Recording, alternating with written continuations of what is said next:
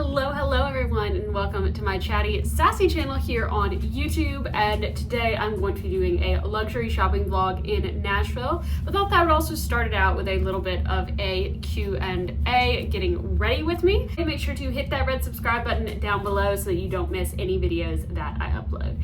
And with that, let's start getting ready and talk through some of the questions that I received on YouTube. Now, several of the questions I received were basically the same thing, and they were, why don't you show your daughter? Can we see your daughter? And basically for my husband and I, because she has no ability to say otherwise, we've decided that we just aren't comfortable putting her face all over social media.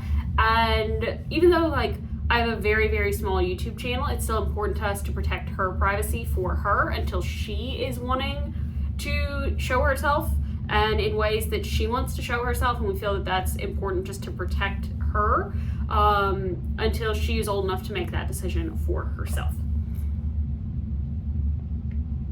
So you really won't be seeing my daughter on the channel. There was a short that I posted where you could sort of hear her cooing beside me because she was in her little bouncy seat beside me at my desk, but that's probably the extent.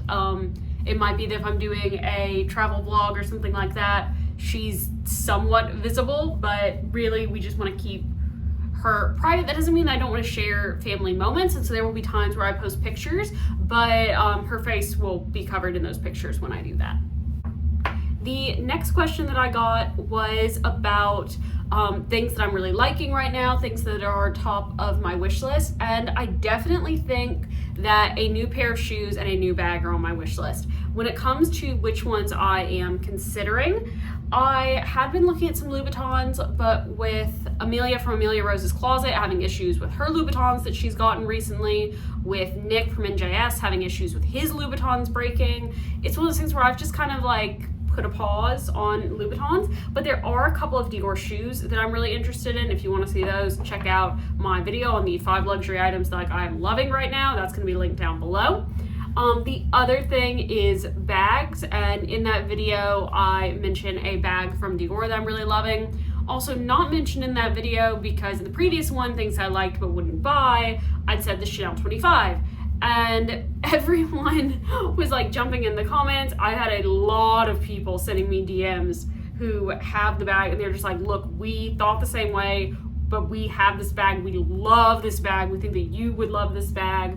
It's a really practical bag, and it's kind of persuading me. So I think that if I were to bring home a new bag this year, it would probably either be the Dior saddle that I mentioned in my video, or it will be a Chanel 25, probably in the small size. I'm hoping that when I go shopping today, I'm going to get to see one in person so that I can try it on, figure out if I do actually like it for me or not, because the only one that I've been able to try on so far is the medium, and that was just way too big on me. Next question that I got sent was, what is my favorite bag? And I have quite a few bags that feel really special to me that I really love. I think when it comes to my most practical bag, the bag that is just the easiest to use, for me that is going to be my YSL camera bag. I love that bag. Super durable, great capacity, can go crossbody, but I can wear it to dinner if I need to. I can turn it around logo wise so that that's not showing if I'm traveling. Great bag, love that bag. My favorite bag though is my Birkin, and I know that part of that is because it's a Birkin, but I also genuinely love using that bag. It's super easy. I carry it as a tote. I'm able to sling it on my arm and go. I can manage her car seat and my Birkin at the same time. I'm so thrilled that I waited for the one that I wanted because the color goes with everything in my wardrobe. It looks so great. It is such a high quality bag. Its quality is far and above every other bag that I own. But it's also a beautiful bag. It has amazing capacity in it. And I absolutely love it. I get why people collect them. I don't see myself buying anymore because I just don't see myself paying that price. But I definitely could see myself wanting another Birkin at some point. I just don't necessarily see myself paying the price. So I think the only two ways that would happen is if I managed to get an offer in Paris where it's much cheaper, or if I managed to get a special order. If I was offered a special order, I'm just not sure that I could turn that down. Then the next question that I got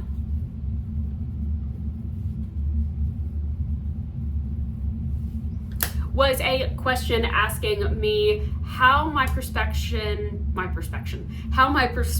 on luxury and on buying luxury has changed since having my daughter.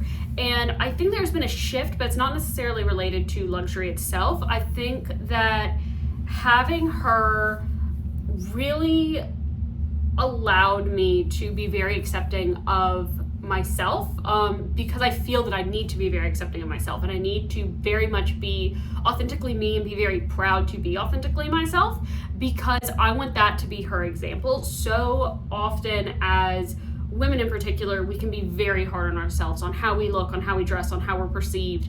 And in the past year, I've really come to a point where like, I just don't care. I don't care if people like how I dress. I don't care if people like how I look. I really could not care less, because I'm happy with how I look. I'm happy with how I dress. And I've been able to very much settle into what I feel is my true style, which is this interesting intersection of business and preppy, but casual and comfortable at the same time. And I blend that all together. There are times where I want to be a little more preppy or a little more business or a little more casual, but they all sort of float around in that same area. And that makes me really happy. And so the things I'm looking at when it comes to buying luxury is, okay, what stuff is going to add to that? What stuff is genuinely me that I'm genuinely going to use and to want and to love and enjoy and get to feel luxurious using them. It's one of the reasons why I love the Birkin, is that it feels so luxurious to use. So I'm looking at items and it's like, is this something that I'm actually going to use, that I'm going to love, that's going to make my everyday life feel a little bit more luxurious? And if the answer is yes to all that, then yeah, like I'm happy to buy it. And so I think it's actually made me feel more free in buying things, because I'm just like, you know what, if it makes me really excited, really happy, I really love it, I'm gonna buy it and I'm gonna be okay with it. Then the last 3 questions that I got were my most profitable item, my best finds, and if time of year makes a difference. I'm assuming that means if time of year makes a difference in prices, given the other 2 were sort of value-based questions. When it comes to my best find, I think that my best find was, and this is hard, because like I have a lot where like I've had some really good finds. I think that probably my best find is one of 2 things. Either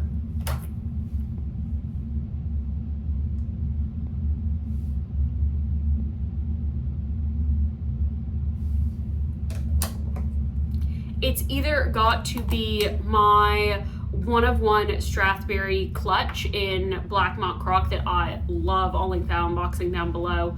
Or it's going to be my Celine bag that I got for like 450 bucks. Ooh. Or my vintage Chanel earrings that I got for like 129 bucks. Those, one was just super like rare, obviously, because it's one of one, so that makes it really special and I really love using it. The other 2 were just really, really great values, and so I think that those are definitely going to be my best value finds.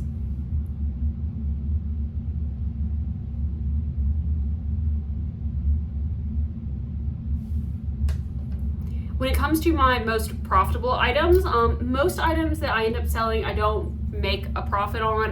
My goal is generally just to get what I paid for them. There was one that I was able to make a really good profit on, and it wasn't intentional. I bought the bag because I thought that I genuinely love it and used it and just didn't. And that was my Fendi mink fur baguette. And I got that bag and I was so excited because I got it for such an amazing price. It was the original of a reissue that was on the Fendi website, and I was so excited, but I didn't realize how much smaller that the vintage baguette was going to be. And so it wasn't the same size of a baguette. It was smaller, it was just on the shoulder, and like it just didn't suit me when I got it here. And so I was able to sell it on and I got like twice what I paid for it. So that was probably I made 100% profit. So that was definitely my best sale. When it comes to time of year, I'm assuming that you mean as far as like selling things. I have a lot of really good luck selling like right around payday at the end of the year, not the end of the year, but like at the end of the month, selling right at the end of the year after Christmas, when people are selling off their old things because they've gotten new things, but now they have some money in, so they want to spend some money, or they got Christmas money and they want to buy some things. Usually I have a lot of sales around that time. So like January, early January, I usually have a lot of really good sales. Buying things, Again, usually like midsummer, there's some really good sales, really good deals to be had. Christmas time, really good sales, really good deals to have. And that's just the natural order of shopping. I don't think that really matters if it's luxury or if it's regular stuff. That's going to be the case. I mean, if you're looking for like really good deals on summer stuff, you're going to want to be looking end of summer, beginning of fall, when everything's going on sale, or even in the winter. If you're looking for really good deals on winter things, you're going to be looking for that in the summer. And so, I mean, if you're looking for like season specific stuff, best deals are always going to be off season. And I hope that that has answered your all's questions. Thank you so much to all of you who submitted questions. Really, really appreciate it. Especially all the interest in my daughter. While I'm not going to be sharing her, that does make me feel really good. And let's go shopping in Nashville once I finish my makeup. And unfortunately, nothing that I really wanted to look at was in store in Nashville. So this is the extent of the shopping vlog. The necklace that I just tried on was a 1-of-1 in David Yurman. And then this bag in YSL. Hope you have a great rest of your day, everybody. Bye!